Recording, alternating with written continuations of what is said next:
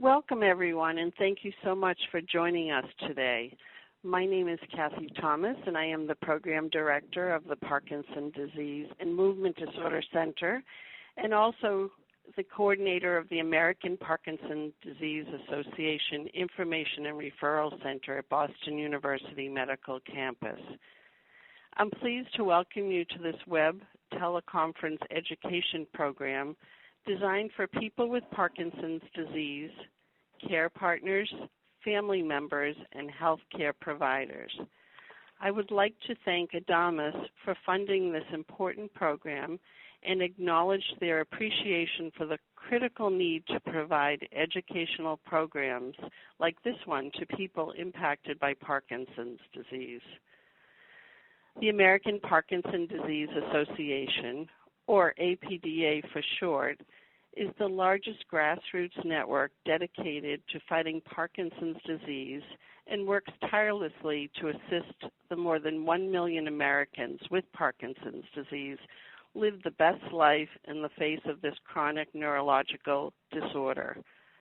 Founded in 1961, APDA has raised and invested more than $185 million to provide outstanding patient services and education programs, elevate public awareness about the disease, and support research designed to unlock the mysteries of Parkinson's that will ultimately put an end to this disease.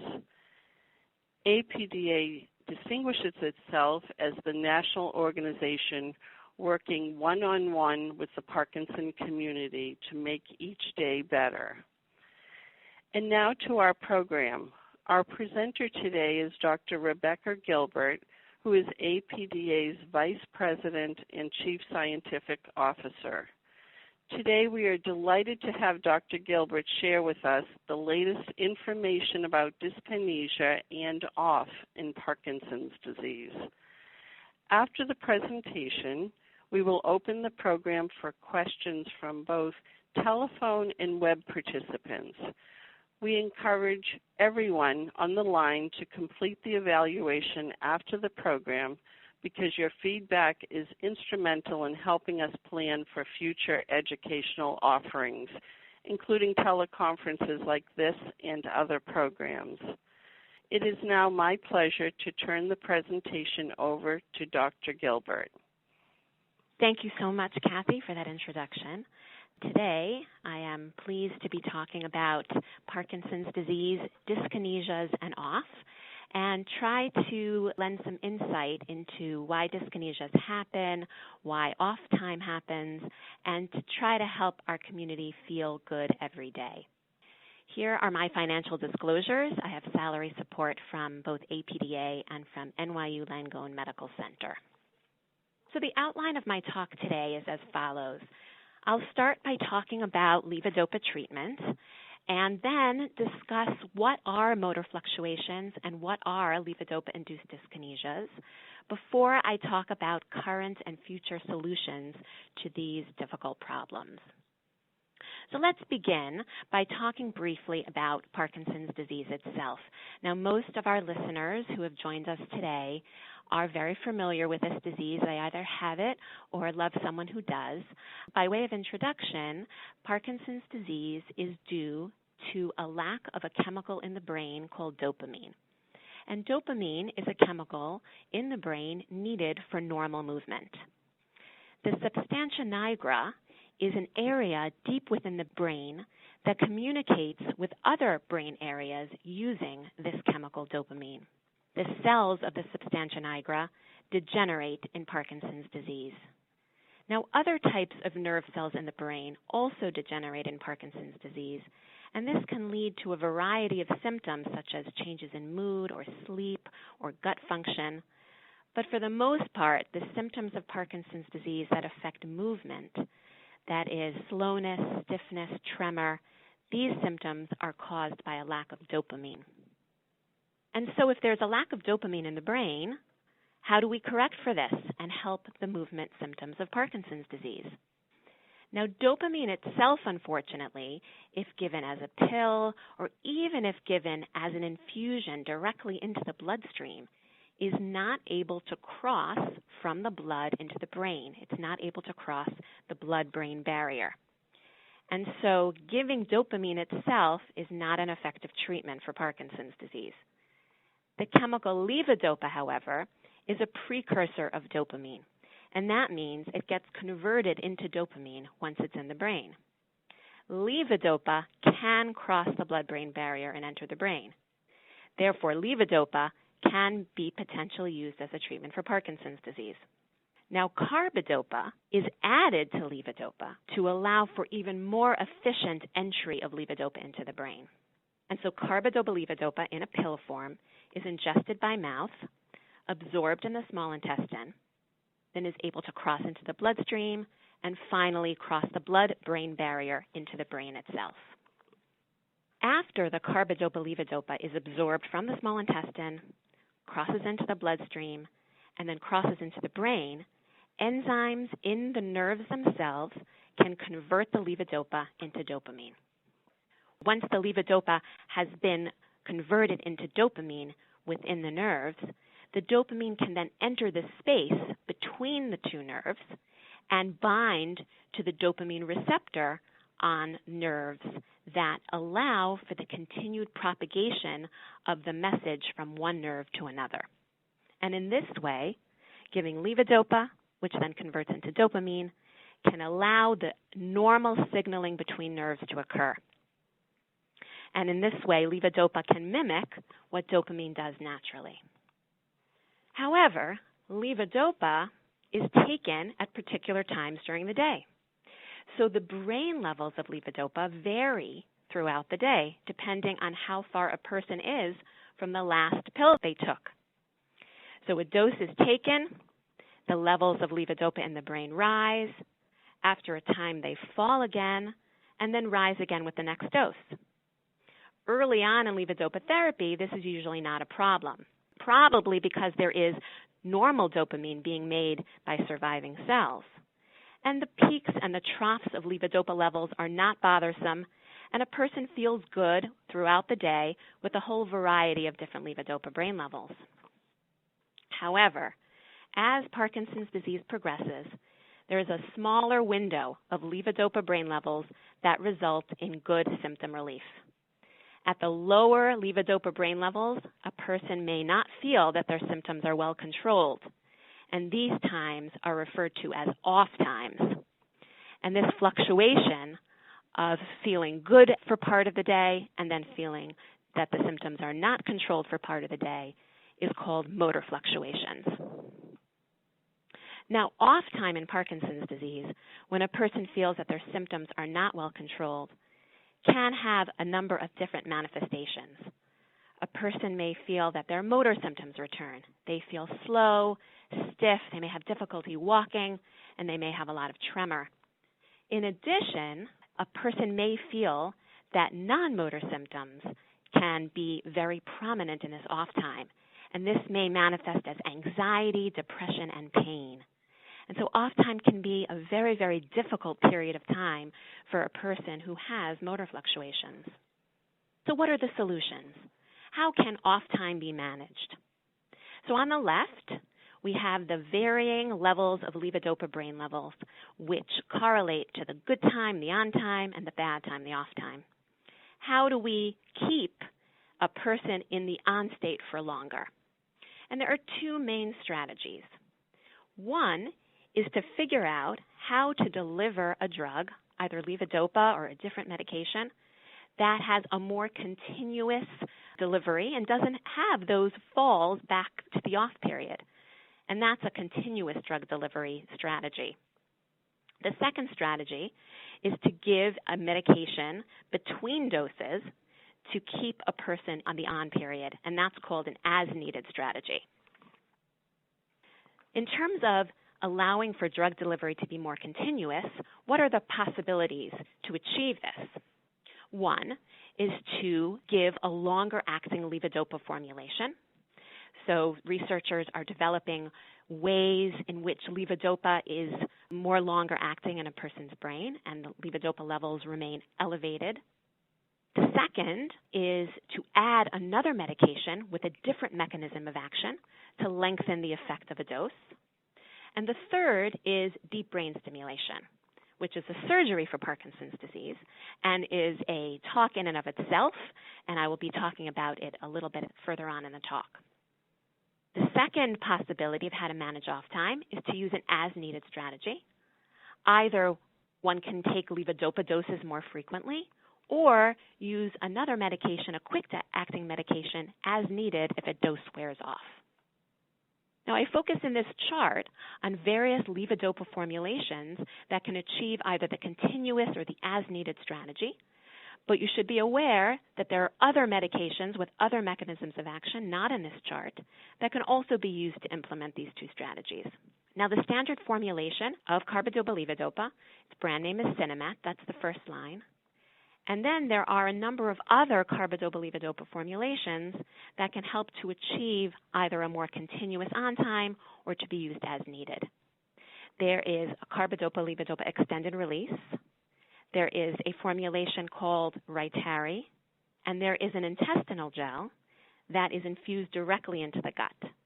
And all these are carbidopa-levodopa formulations that allow for more continuous on-time. Then we also have two levodopa formulations that can be used as needed. One is called Parcopa. It's an orally disintegrating pill. And one is Imbresia, which is an inhalation powder. We will now turn to a discussion of a related problem, a problem also associated with fluctuations in levodopa brain levels, and one that often accompanies this problem of on and off time or motor fluctuations. And that problem is levodopa-induced dyskinesias. Levodopa-induced dyskinesias are movements that are involuntary, uncontrolled, and purposeless, and they are a side effect of levodopa. Now, in order to get levodopa-induced dyskinesias, you need two things. You need progressive loss of dopamine neurons. That means you need to have Parkinson's disease. And you also need intermittent exposure to the drug levodopa. Without both of these conditions, a person will not ever develop levodopa-induced dyskinesias. So if a person without Parkinson's disease takes a lot of levodopa, they will not develop dyskinesias. Now here is a schematic to demonstrate where in the cycle of on and off and levodopa brain levels dyskinesias tend to arise. They tend to arise in two prominent places. One, at the peak dose, when levodopa brain levels are at their highest. But in addition, levodopa-induced dyskinesias can occur as levodopa brain levels are rising at the steepest point and as they're falling at the steepest point. And those dyskinesias are called diphasic dyskinesias. And they are very common and probably more common than people realize.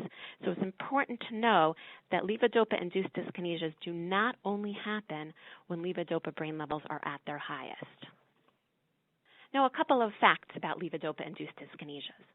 First is that they typically affect the more Parkinsonian side first.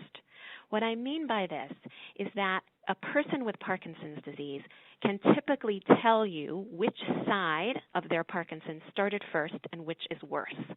That is the side that typically develops dyskinesias first. Dyskinesias, of course, could migrate to the other side, as well as to other body parts, including the neck or the face, the shoulders, or the torso. Dyskinesias typically start in mild form, and they can become more noticeable over time.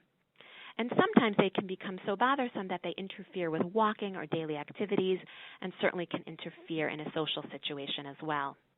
Stress and excitement can exacerbate levodopa-induced dyskinesias. And interestingly, the movement associated with levodopa-induced dyskinesias can contribute to weight loss that is associated with Parkinson's disease.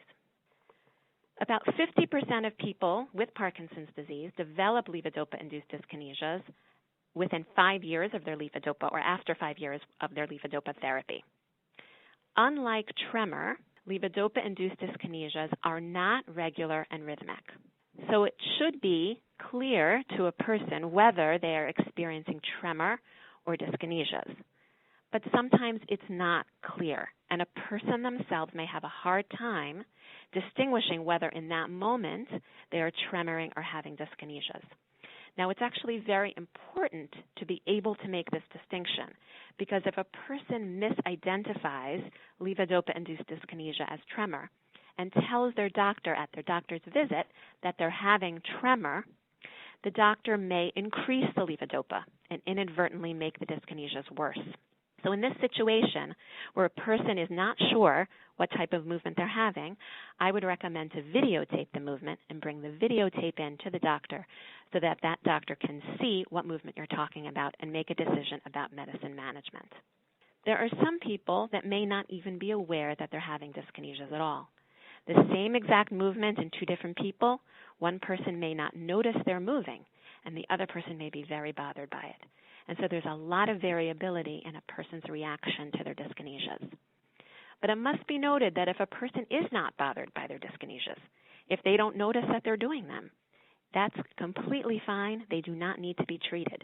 Dyskinesias are not dangerous, and so if they are not bothering a person with Parkinson's, they can be left alone. Now, probably the most common question that I get asked about dyskinesias are, can they be prevented? So a person is, let's say, diagnosed with Parkinson's disease for the first time, and at some point in their course, levodopa is suggested.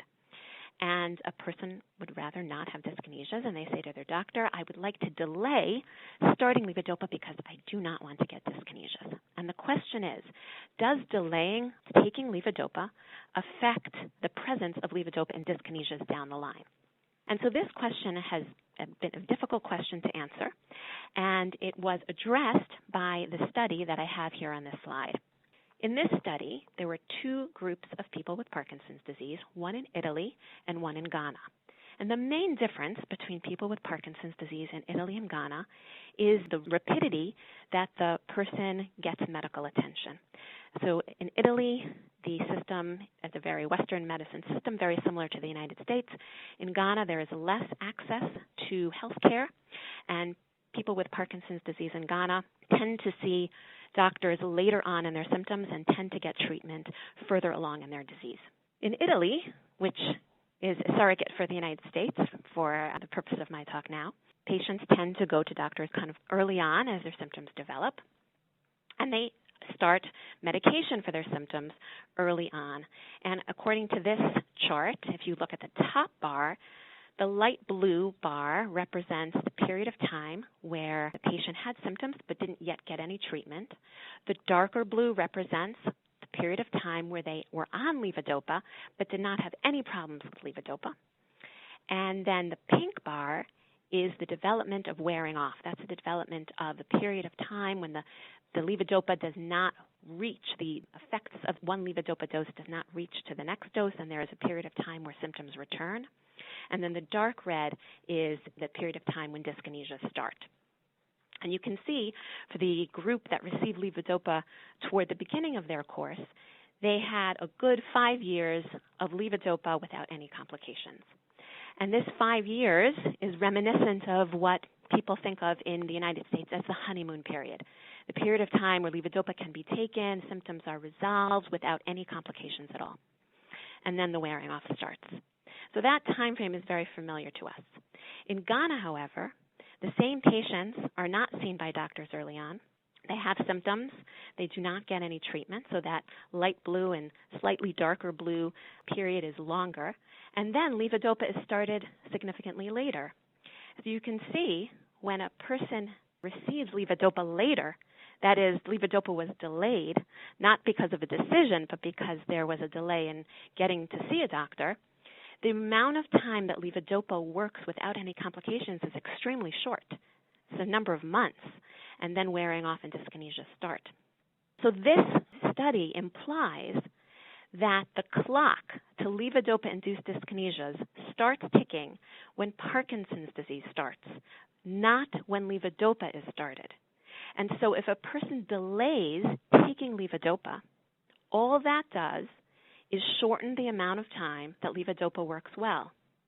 Dyskinesias and wearing off will come, and will come very soon, because levodopa-induced dyskinesias correlate with degree of Parkinson's severity and not from when levodopa is started. So this is a very important point that needs to be understood by all people who are afraid of starting levodopa.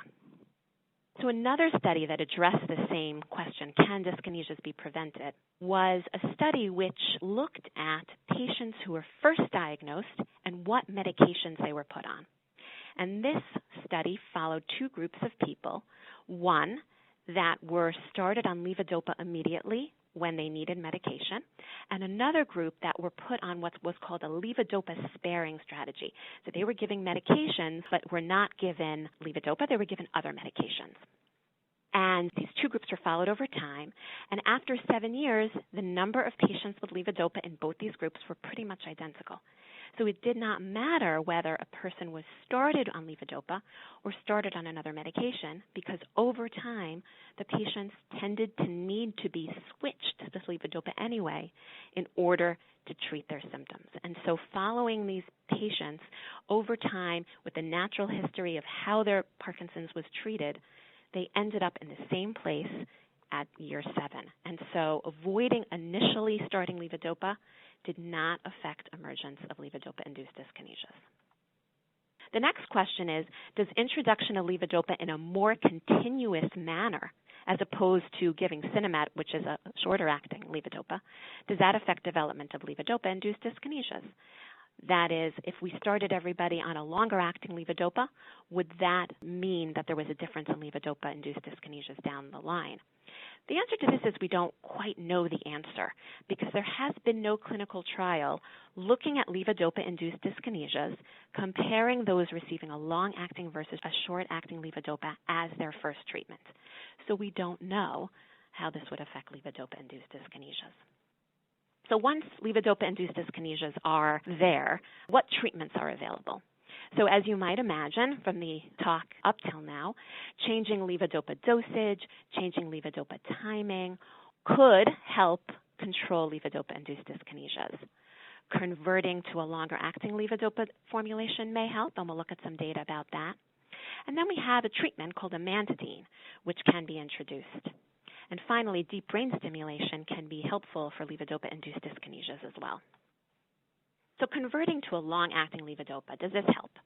So there was a study called the Advanced PD Clinical Trial, and it examined the effects of the extended-release capsule, which also is known as Rytary, to see whether it helped in reducing dyskinesias. So in this study, patients with at least 2.5 hours of off time that were on immediate-release carbidopa, levodopa, or Sinemet were randomized to either staying on Sinemet and having their doses maximized, shortened, lengthened, changed in any which way, versus a group of patients that were switched to Rytary, longer-acting carbidopa, levodopa, and the two groups were compared.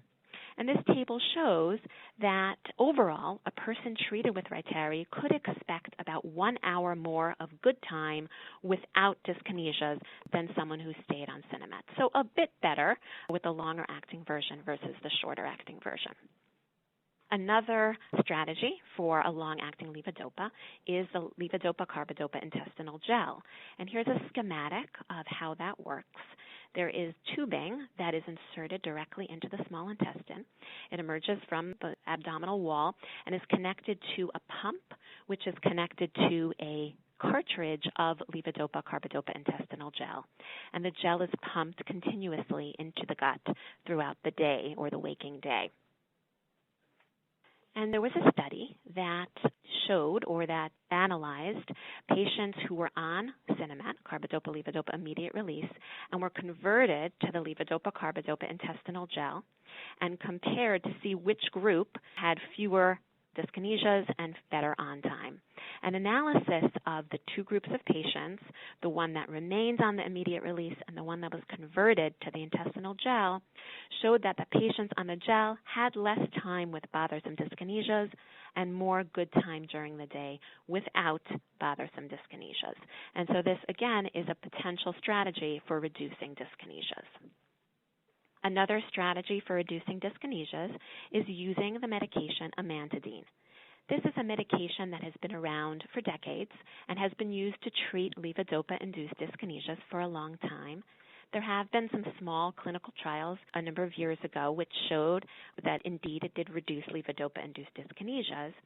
And it's also interesting that this medication has some anti-Parkinsonian effects as well. So it doesn't just treat dyskinesias, but can help motor symptoms of Parkinson's disease. It can be used for tremor and the slowness and stiffness of Parkinson's disease. So recently, there has been the development of amantadine extended-release capsules, brand name GoCovery. And this is a medication, the only medication that is specifically approved by the FDA for treatment of levodopa-induced dyskinesias. Amantadine that's not extended release never got the specific indication by the FDA for levodopa-induced dyskinesias and has been used off-label for this purpose. But this medication, GoCovery, is approved by the FDA for treatment of levodopa-induced dyskinesias. And in clinical trials, and there are a number of them that have been published, it improved dyskinesias and reduced off time. And so that is a very good combination. Now, the formulation that's in this extended release capsule provides for an initial lag in amantadine concentration. So the levels of amantadine do not rise immediately upon taking the pill, and the pill is recommended to be taken before bed. Then there is a slow rise in the amantadine levels during the night, and the concentrations reach their normal level, or the level that will give clinical effect in the morning, and it stays elevated throughout the waking day. Now, additional clinical trials are necessary to directly compare the efficacy of these extended-release amantadine to immediate-release amantadine for control of levodopa-induced dyskinesias. There have been attempts to determine if the extended release is better than immediate release amantadine for levodopa-induced dyskinesias. And a recent paper followed patients on GoCovery for over 2 years, and within that analysis of those results, the study identified a subgroup that had been switched from immediate release amantadine to GoCovery and studied that group individually and showed that there were improvements in that group when they switched from immediate release to GoCovery. So this could suggest that extended release may be better at controlling dyskinesias than the immediate release, but again, additional clinical studies would be needed for a direct comparison. Now, I've mentioned deep brain stimulation a few times. Deep brain stimulation is a system that has been approved for use in Parkinson's disease since 1997. It involves the placement of a lead or electrode deep within the brain.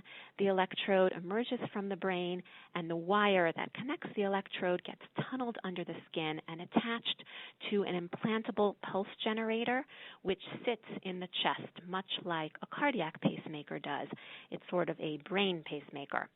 And this implantable pulse generator in the chest contains a battery, which fuels the system, as well as a little computer that can be programmed, and it can be programmed remotely by a programmer, either the doctor or in some cases the patient themselves, can program the system for certain parameters in terms of the electricity that's placed within the brain.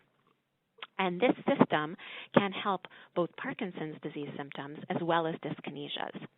And DBS, or deep brain stimulation, can reduce dyskinesias probably in 2 ways. First, by improving the Parkinson's disease symptoms themselves, it allows for reduction in levodopa dosage. And when levodopa dosage is reduced, that will reduce dyskinesias. In addition, it may directly affect electrical activity in the brain, which improves dyskinesias.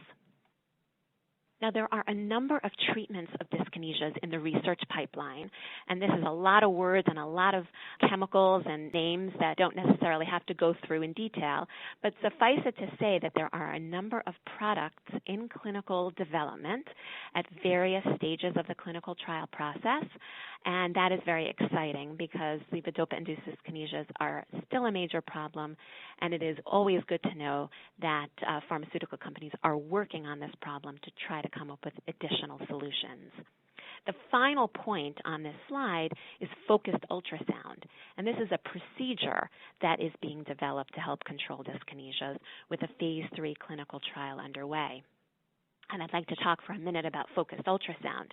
In this procedure, there are focused beams of ultrasound energy that are sent through the skull into the brain from outside the brain. And these focused beams of ultrasound energy converge within the brain on a very, very tiny, small area to form a small lesion. So this lesion is created without actually cutting into the brain or opening up the brain in any way. By creating this small lesion, this interferes with the electrical activity of the brain. It has been approved for treatment of tremor, both in Parkinson's disease and in another condition called essential tremor, and it's being studied in people with dyskinesias as well as people with more advanced Parkinson's symptoms in general. So eventually, I do believe that this treatment will be approved for the treatment of dyskinesias, and so that is another exciting development that is underway. So in summary, levodopa-induced dyskinesias and off time can adversely affect the quality of life of patients with Parkinson's disease. Levodopa-induced dyskinesias may be treated by altering the levodopa dose, the timing, or the formulation. Amantadine, now also available in extended release, can be used to treat levodopa-induced dyskinesias. Deep brain stimulation may reduce levodopa-induced dyskinesias, and a number of other medications, as well as a procedure called focused ultrasound, are being researched for treatment of levodopa-induced dyskinesias. And on that note, I would like to open up the discussion to questions that I will be happy to answer, along with the help of Kathy Thomas as well. Okay, thank you, Dr. Gilbert, for your very detailed presentation today. It is now time for the question and answer session. We will take our first question from the web audience. Dr. Gilbert, do all PD patients eventually develop dyskinesia? This was submitted by Mary Ann. Right, so that's a great question. The answer is no, although they are quite common. About 50% of people will develop dyskinesias on levodopa. So there are definitely people who take levodopa for many, many years and do not develop dyskinesias. In addition, there are people who have very mild dyskinesias that are not bothersome to them at all.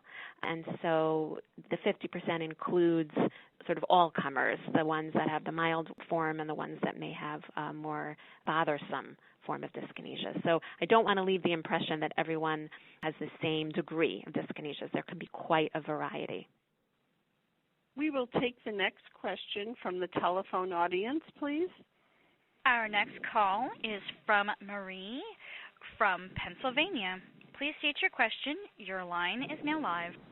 Yes, you had mentioned that amantadine would be helpful in controlling dyskinesia. Do you have to take amantadine continuously or when you experience the dyskinesia? That's a really good question. So amantadine is typically given every day. The assumption is that dyskinesias will be a problem every day, and it is not typically given as needed. If somebody has a pattern where they take levodopa much more on Mondays than they do on Tuesdays, and they only have dyskinesias on Mondays, would it make sense to only take amantadine on Mondays, that kind of thing? I'm not sure. I would think that that could be discussed with your doctor as a possibility. Kathy, do you have anybody in your practice that takes amantadine sort of as needed? No, it's pretty consistent. The physicians order it on a regular basis. Obviously, the dose varies from person to person, but not as needed. Yeah, that's my experience as well. Okay, thank you. I'd like to ask another question that was submitted by Rita. Why, when my dyskinesias occur, do I also have extreme pulling in my neck and head that is painful? Right, that's a great question, and that's not something I addressed, which I probably should have addressed because it is a common problem. So dyskinesias often look, as I described, dance-like sort of flitting movements that can occur in the face or the neck, and they kind of look like somebody's a little fidgety. That's one type of dyskinesia that you may recognize. But there is another movement that can be a dyskinesia equivalent, which is dystonia. Dystonia is a more sustained twisting of the muscles and can involve the neck, it can involve limbs, the arms or the legs, and it can be painful. And so there are some people who experience what's called dystonic dyskinesias, and that's, I think, what Rita is describing. So the principles of treatment would be the same, whether the dyskinesias are sort of more flitting and not sustained, or if they're more dystonic. And so the treatment portion of this talk would be helpful for Rita as well. Thank you so much. We have a great question from William. Do levodopa-induced dyskinesias affect the ability to drive a car safely? That is a very, very good question.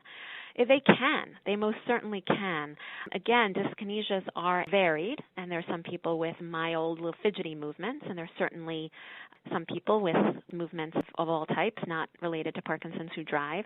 But the dyskinesias can be more prominent than that and can certainly affect a person's ability to perform activities with their hands and their legs and drive a car. And what I typically tell people, if a person is concerned about their ability to drive a car, that is a huge red flag for worrying about it. You want to worry about these things before something happens.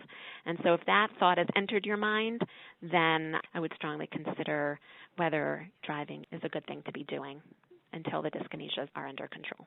Kathy, do you have anything to add about that one? No, I think certainly on target, and I think individuals oftentimes will bring that up and sometimes not. So yeah, communication is so important between the person, the family, as well as the physician or provider of health care, most definitely. Yeah, absolutely. So we have one more question from Reiner. Will dyskinesia continue if you stop taking your carbidopa or levodopa?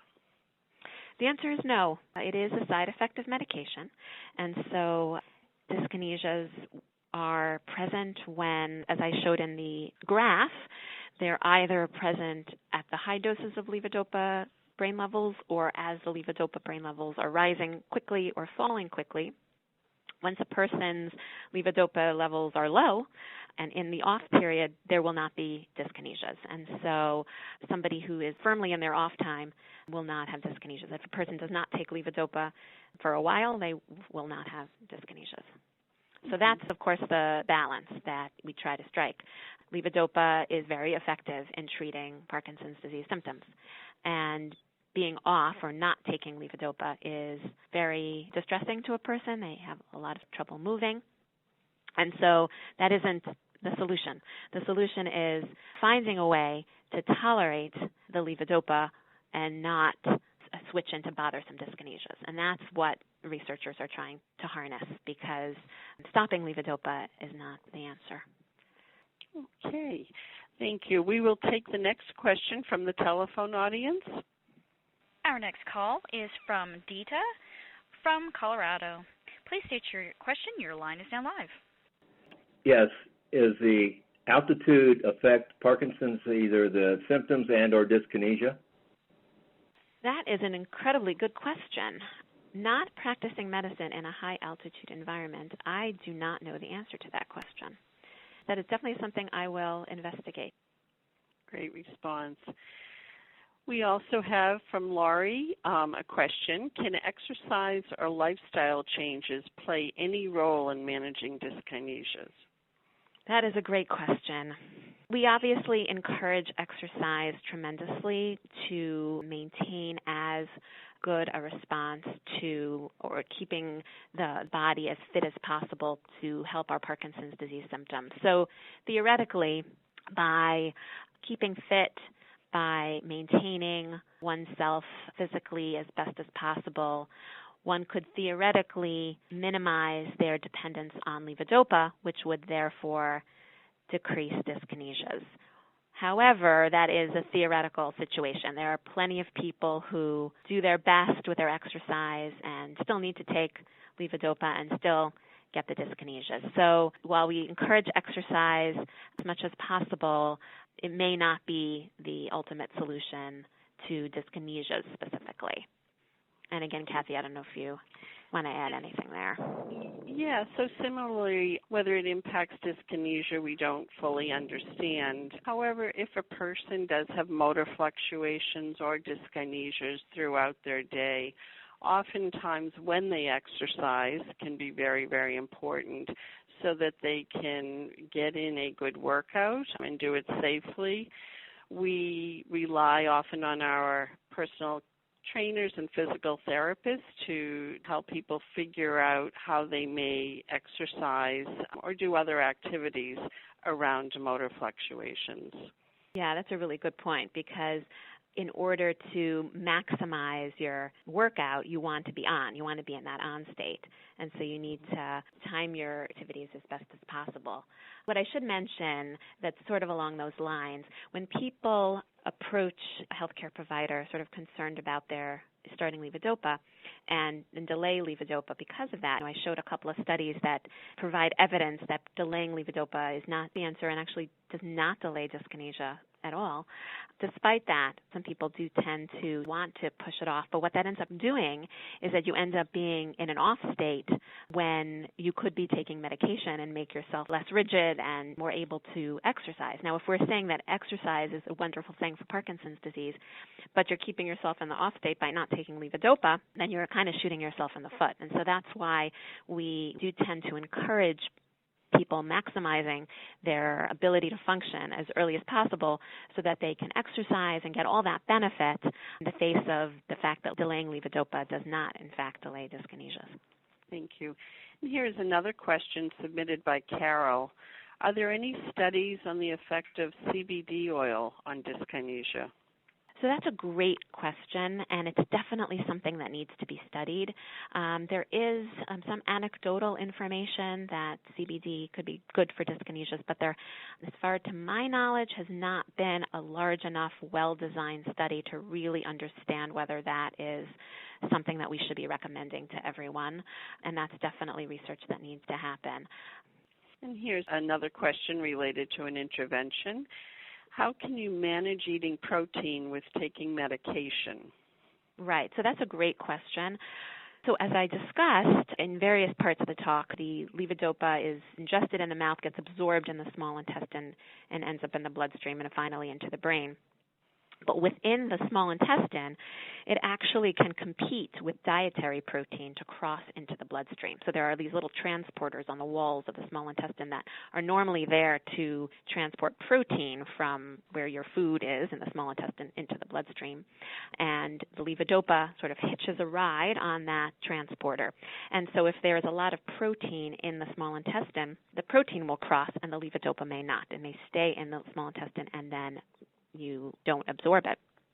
And so you may take a levodopa pill and you don't feel the effects of it because it never actually passes into the blood and then into the brain. And so that's where this concept of not eating so much protein around when you take a levodopa pill comes from. However, a person needs protein because if you don't have protein, you don't have the building blocks of your cells and you don't have energy and you can't sort of sustain your muscles, and it's not something that you can continue to do. Everyone needs protein. So how do you manage eating the protein and getting your effect of the Cinemat? So there are two main strategies. The first one I think is a little easier to do, and that is to take your protein meals and eat them at the end of the day. And so you have your carbs and your vegetables during the day for your first two meals, and then when you don't need to be as mobile, that's when you have your protein. That's one possibility. The other is to evenly divide your protein throughout the day. So you're always eating small amounts of protein. So there's always the same amount of protein in your gut. And so you're never going to fill up your transporters and you allow Cinemat to cross. That's a little harder to actually manage to keep your protein intake consistent throughout the day. It requires a little more work, and it's not something I've seen practically implemented that easily. So what I should mention, however, is not everybody has this protein effect. It's actually usually affects in later stages of Parkinson's and not even a majority of patients. So you need to test yourself whether that's true. So you can take a pill with some protein and see if it's less effective than if you take it without. But you shouldn't assume that you have the protein effect if you don't, because that can be very limiting. So you want to make sure that this is a problem for you before you try to solve it. Thank you. And let's take another call from the telephone audience. Our next call is from Dita from Colorado. Please state your question. Your line is now live. Once you're in dyskinesia during the day, is there a treatment to get you out of dyskinesia quicker, or is it just you got to wait it out? Okay, so if you have dyskinesias, this is kind of harking back to the other question. Is there an as-needed treatment? Like you feel the dyskinesias, you take a pill and the dyskinesias go away. The amantadine that we have that can counteract the dyskinesias doesn't really work that way. It's not usually given as needed. It's given every day, and it sort of cuts the overall amount and intensity of the dyskinesia sort of throughout. So it really isn't used as an as-needed treatment as you're describing. So we don't really have that yet, what you're hoping for. Great question. And we'll take another question from the web, and this was submitted by Romaine. I see a lot of confusion between patients and physicians, miscommunication resulting in inadequate therapy. What is the best way to provide symptom information to my neurologist? Right, that's a really, really good question. So the problem, of course, is that you go to your neurologist once every 3 months, once every 6 months, and you're living with yourself every minute of every day. So how do you translate all that information into a once in 3 to 6 month 20-minute session? And that can be really, really tricky to do. One thing I suggested earlier, which I think can be very helpful, is videotaping anything that you're concerned about. That's a really good way to cut to the chase, and the doctor feels really confident about what they're seeing, what they're doing, if they can really see it with their own eyes. So I like using that strategy a lot. Another strategy is to try to keep a diary a couple days before your visit to get a sense of when you take your medications, what the effects are, what the timing is, and whether food affects it, and whether sleep affects it, whatever you can think of to include in the diary to try to come up with a pattern that will help your doctor understand what's going on, because it can be very, very difficult to translate what you feel into something that can practically change the medication. So you want to really capture these elements because that's what's going to help the doctor make the decisions. Kathy, do you have anything to add? Yes, that really good question. Yes, and I do, and sometimes in the moment, too, which you mentioned, dyskinesia can increase in certain stressful situations. So sometimes your physician or healthcare provider may notice more dyskinesia when you come to the office or if they're visiting you on rounds just because you're engaging and discussing your health. So most often people will volunteer and say, I'm having more dyskinesia and it's because I'm here and I'm a little bit nervous. So it's important not only to keep diaries for your day or two before, but also kind of think about certain situations where dyskinesia or other motor fluctuations may occur. In addition to arriving to the physician office and having more dyskinesia, sometimes spouses or partners will share that the person is doing perfectly well right now and it's a little bit different at home. So it goes both ways. Absolutely, so yeah. Communication's really, really important. And we love the idea of taking some notes a couple of days before. Don't make it into days and days of keeping track, but just taking a look at how you're doing and use a tool that can help you do that. Yeah, you make an excellent point. I ask a patient to walk up and down the hallway, and the daughter will say, he has not walked like this in 6 months. So that is being at the doctor that either makes them better or worse, and you have to take that into account because you want to treat as the everyday stuff and not what happens in that 20-minute visit. There are wearable devices that are being developed. There's a couple on the market already that can be worn and can gather data about whether dyskinesias are happening or tremors happening and try to give the doctor some more real-time information. I think those are going to become more popular with time as well. Yes. And we have one more question from Joy from the web. Does dyskinesia progress from the lower to the upper body? Is there any pattern in? Not necessarily. Certainly dyskinesias can happen in the arms first and then the legs. So I'd say it's probably more common for the upper body to be first, but certainly they can happen in the legs first as well. So there's a lot of variability. Okay. At this time, I would like to thank you so much, Dr. Gilbert, and my many thanks to everyone for participating in today's telephone and web education program. I do apologize that we couldn't get to all of the wonderful questions, but if you have a question or would like to speak with someone from our Scientific and Medical Affairs Department, I encourage you to visit our website at apdaparkinson.org or call 1-800-223-2732, and you can ask your questions there. I also want to emphasize to everyone on the phone that we really do appreciate your feedback and comments and want to make sure that you complete the program evaluation form. APDA has introduced an easier way to track your symptoms and manage your care through the APDA Symptom Tracker mobile app. Download to your mobile device today to keep track of your symptoms, create your reports, and share them with your care team or your doctor for more personalized care and support. This app is available through the App Store or Google Play. To join us in the fight against Parkinson's and to learn more about the support APDA provides across the country through our network of chapters and information and referral centers, as well as our National Research Grant Program and Centers for Advanced Research, please visit us at apdaparkinson.org. We all agree that being informed about your disease and treatment options is the best way to empower yourself and take control of your care. Have a wonderful day.